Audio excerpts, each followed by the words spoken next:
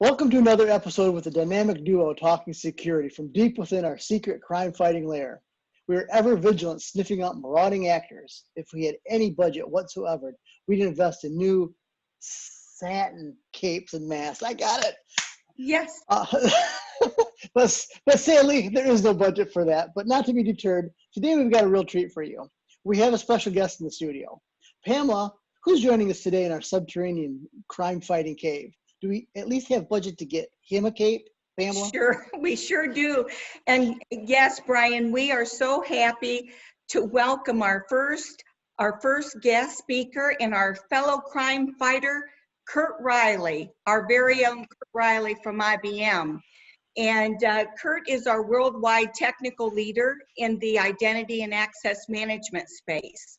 So Kurt, we welcome you today. And I'm going to take you down memory lane here for just a moment. I remember calling on Kurt when he worked at Whirlpool. This was back in 2012, 2013 timeframe. And he was a leader in the identity and access management space. He was a real advocate for IBM then. He spoke at some of our CISO events. And you know, then later on came to work for IBM. And Kurt, from that experience, that firsthand, you know, from the client's point of view, how has that better equipped you to help our clients worldwide? Yeah, well, thanks for having me, and that's a great question.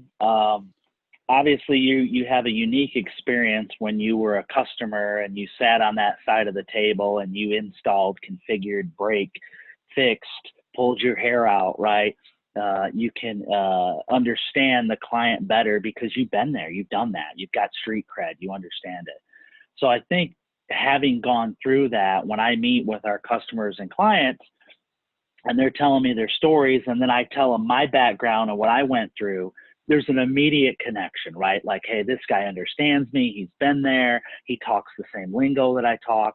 So it's incredibly valuable for our customers to be able to have somebody like me with that background and experience to share my stories and to let them know that, you know, I understand.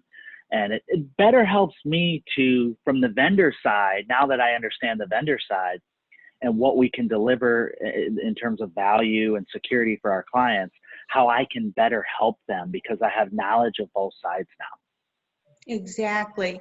And Kurt, you know, that trust, that credibility, that's so important in our relationships with our clients. Now, today, you're going to be talking to us a little bit about adaptive access. And so I know our viewers are going to be interested in hearing what you have to say here. So please take it away. Absolutely. So thank you again. Adaptive access is a really hot topic right now. One thing I like to kind of bring into a visual perspective is that line at the airport in TSA. If your customers or your employees had to go through that type of experience, right, every time they needed access to an application, right, they're getting scanned, pat down, showing driver's license, right, very intrusive. A terrible customer experience, right? We've heard those TSA horror stories. Can you imagine trying to sell a product or a service on maybe on your website, or giving your employees the ability to, you know, have access and do their job? How intrusive that is and how inefficient that would be. Well, that's where adaptive access comes in, because we want to be able to secure our customers and clients, but we want to do it in a way that's not intrusive. So for example, I could ask a customer for passwords and challenge questions and multi-factor and all these different things and get a reasonable, with reasonable certainty that they are who they say they are and they're secure. Where adaptive access changes the game is adaptive access looks at generating a high quality risk score based on a variety of factors associated with the user. So it could be their behavior. It could be the time of day they're trying to access stuff. It could be attributes associated with their machine, with them, information about them. And we take all this into an account to say, listen, every day Bob comes in, he's on the same laptop, he's on the same network, He's got the same IP, the same, all of this is the same behaviors, all of it.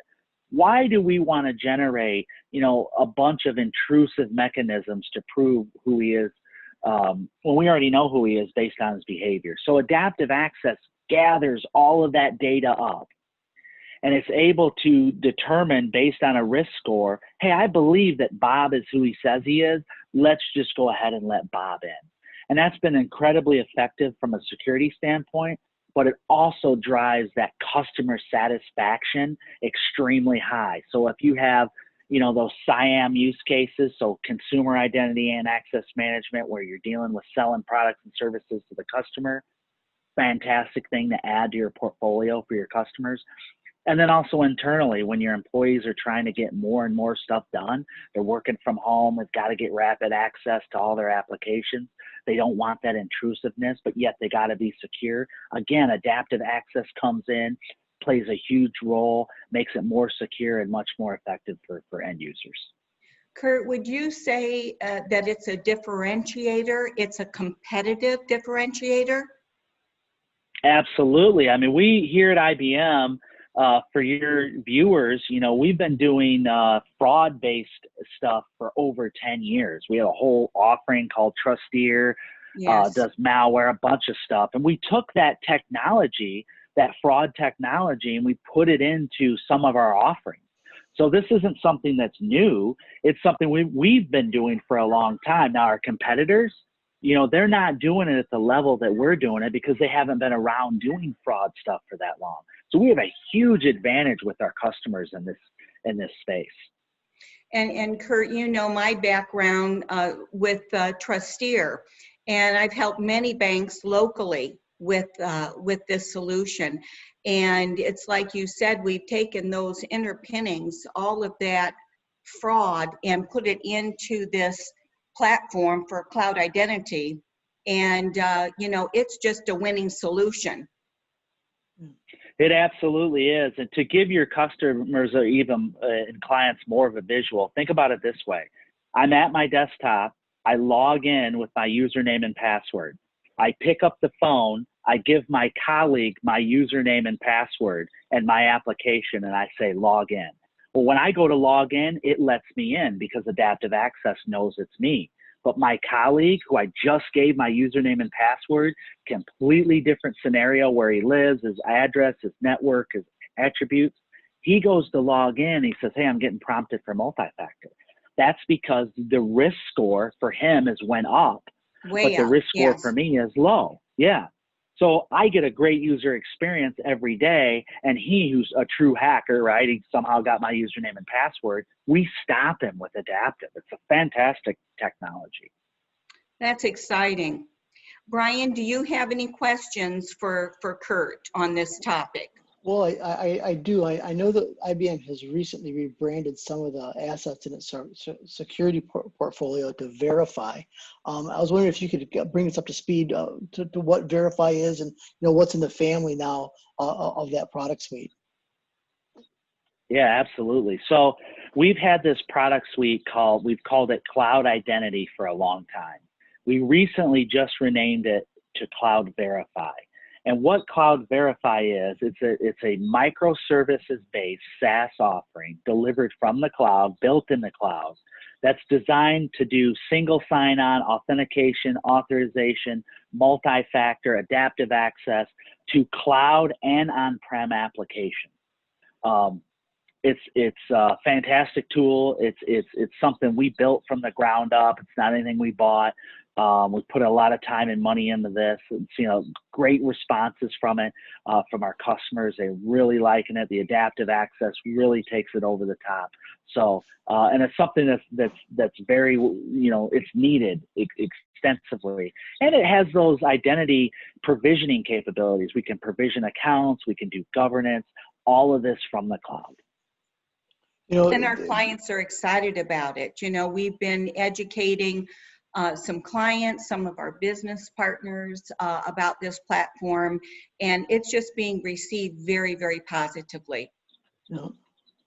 And Pamela and I, we cover financial services, and I think most firms in that industry see a frictionless interaction with their customers, particularly, as a real differentiator to their competitors. Because if you've got a lousy UI and experience, that is going to drive customers to the guy down the street. So I think this is it's a solution whose time has come, obviously. And there's obviously people that are doing it really well. I mean, certainly Amazon. I mean, they have a great UI. It's almost too easy, right? Click and it shows up. So maybe that's too frictionless. I'll have to talk to my wife about that. But yeah, so I think it's a super exciting space, and there's a lot of interest in it. So if we have customers, and Pamela have